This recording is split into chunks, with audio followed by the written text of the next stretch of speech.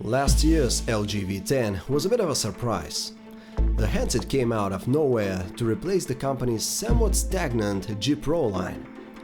That was generally a good thing, as the V10 proved to be an overall likable handset despite a few shortcomings.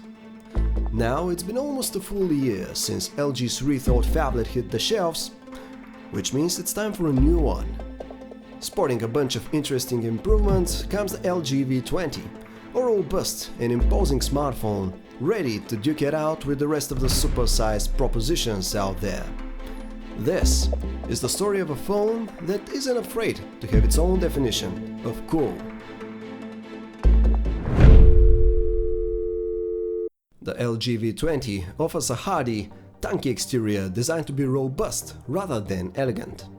Where a rubbery-like plastic material covered the back of the V10, now there is a special aluminum alloy which LG claims is traditionally used in stuff like yachts or fighter jets. It's supposed to be strong enough to survive moderate drops, but there doesn't seem to be any level of water protection. The LG V20 is one unmistakably large, bulky phone. It wouldn't be an overstatement if we say that it lacks any amount of grace.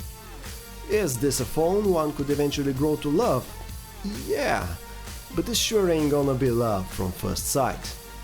The V20 is home to a massive 5.7-inch Quad HD LCD display, and while this panel in particular doesn't seem to shine with any extraordinary type of glow, our gaze happens to be abruptly drawn by the tiny LCD strip just above it.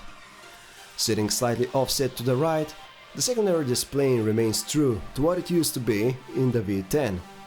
Quick apps, music controls, calendar events and more. It's a fairly strange, though functional little thingy.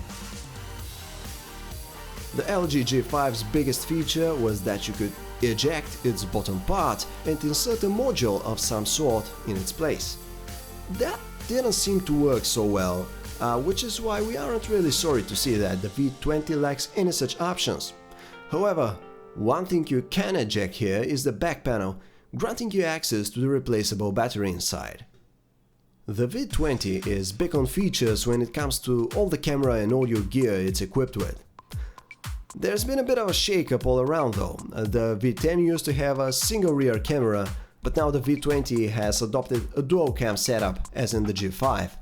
However, from the two front cameras in the V10, LG has left only one on the V20. Obviously, the two cameras on the back will allow you to capture either normal or super wide shots, just as with the G5. The big new feature that LG is keen to talk up is Steady Record 2.0, which is made possible by the Snapdragon 820 chipset and uses both electrical and digital image stabilization to provide more stable, distortion-free video recording. The V10 featured a high-quality audio chip, and now the V20 features 4 of those. Now, will this make the sound quality on the V20 4 times better? Of course not, but we're nevertheless going to put our ears hard at work once we get our review unit to see if all of this new gear is going to enhance the audio output in a meaningful way.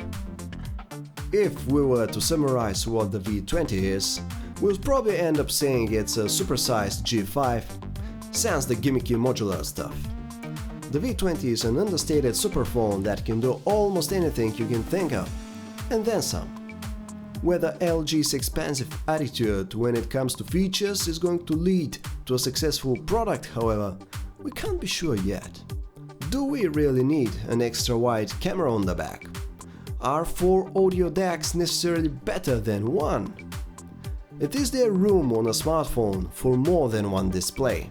These and many others are all questions we look forward to answering once the LG V20 ships later this year.